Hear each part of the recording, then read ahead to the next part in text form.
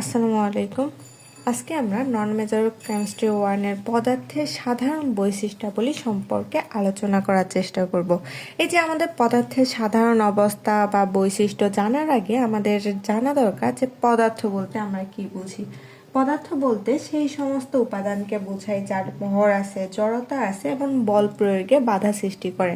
মানে আমাদের পদার্থ কি করে, স্থান দখল করে, ভর প্রয়োগ করে, তার পরিসর আছে, জড়তা আছে, স্থানান্তরীণ অবস্থা আছে বা বিভাজ্যতা আছে, আবার সীমাও আছে।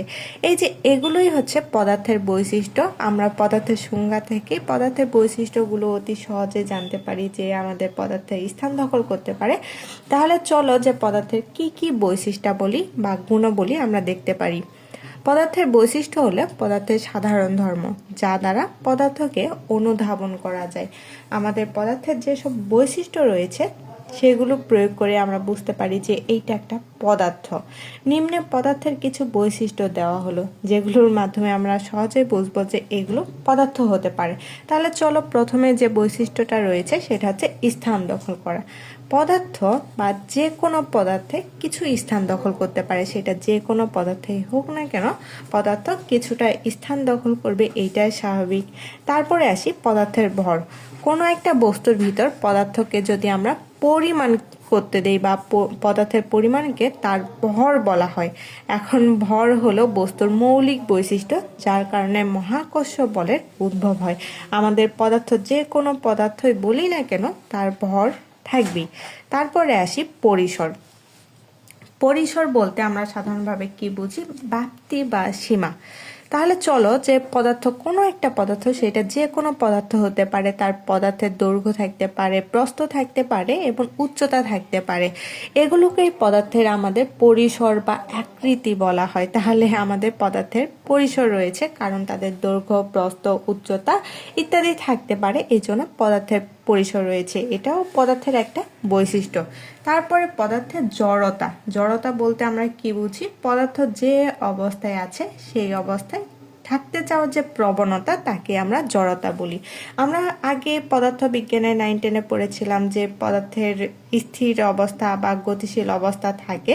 তাহলে জড়তার ক্ষেত্রে আমরা আগে বলতাম কি, যে স্থির অবস্থায় যেসব বস্তু রয়েছে তারা সারা জীবন স্থির অবস্থায় থাকতে চায়, বা গতিশীল অবস্থা প্রাপ্ত যেসব পদার্থ রয়েছে তারা সারা জীবন গতিশীল থাকতে চায়।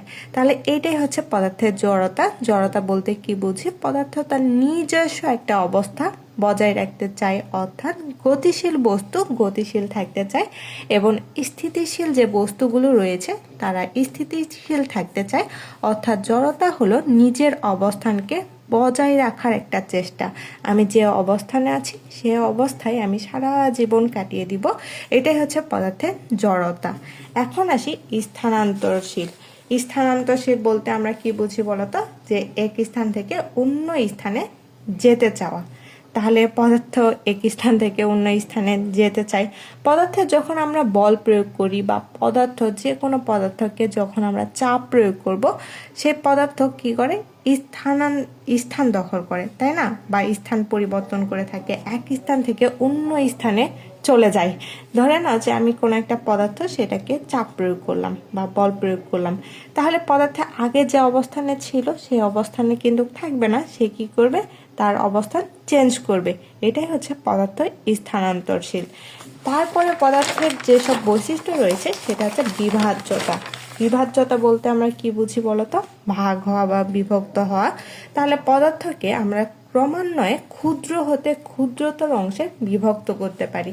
আমরা যে কোনো একটা পদার্থ নিয়ে যদি কথা বলি, সেই পদার্থটার টুকরা টুকরা বা বিভক্ত করতে পারি, তাহলে এটা থেকে বলতে পারি যে পদার্থের একটা বিভাজ্যতা আছে। তথাপি এ ধর্মেও কোনো পরিবর্তন হয় না, পদার্থের বিভাজ্যতার কোনো ধরনের পরিবর্তন হয় না।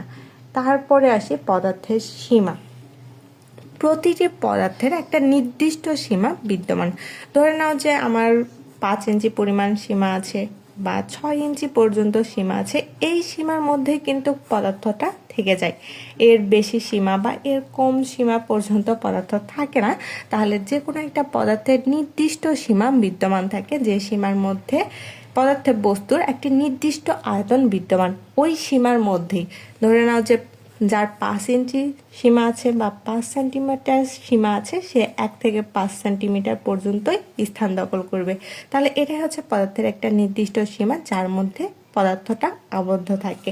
এগুলোই আমাদের পদার্থের বৈশিষ্ট্য। তাহলে পদার্থের বৈশিষ্ট্য কি কি বলতো? পদার্থ নির্দিষ্ট একটা স্থান দখল করতে পারে, পদার্থের ভর আছে মানে পদার্থ জায়গা দখল করতে পারে, পদার্থের পরিসর আছে মানে দৈর্ঘ্য প্রস্থ এবং উচ্চতা রয়েছে, পদার্থের জড়তা আছে, পদার্থ স্থির জড়তা আছে বা গতিশীল জড়তা আছে, পদার্থ স্থানান্তরশীল অবস্থা আছে মানে পদার্থ আমাদের স্থান পরিবর্তন করতে পারে, এক স্থান থেকে অন্য স্থানে যেতে পারে। আবার পদার্থের বিভাজ্যতা ধর্মটা রয়েছে যে পদার্থ টুকরো টুকরো ভাবে ভাগ হতে পারে বা বিভক্ত হতে পারে, এটা পদার্থের বিভাজ্যতা। পদার্থের নির্দিষ্ট সীমা বিদ্যমান। এটাই হচ্ছে আমাদের পদার্থের বৈশিষ্ট্য বা পদার্থের কোনো একটা পদার্থের সাধারণ বৈশিষ্ট্য। আসসালামু আলাইকুম।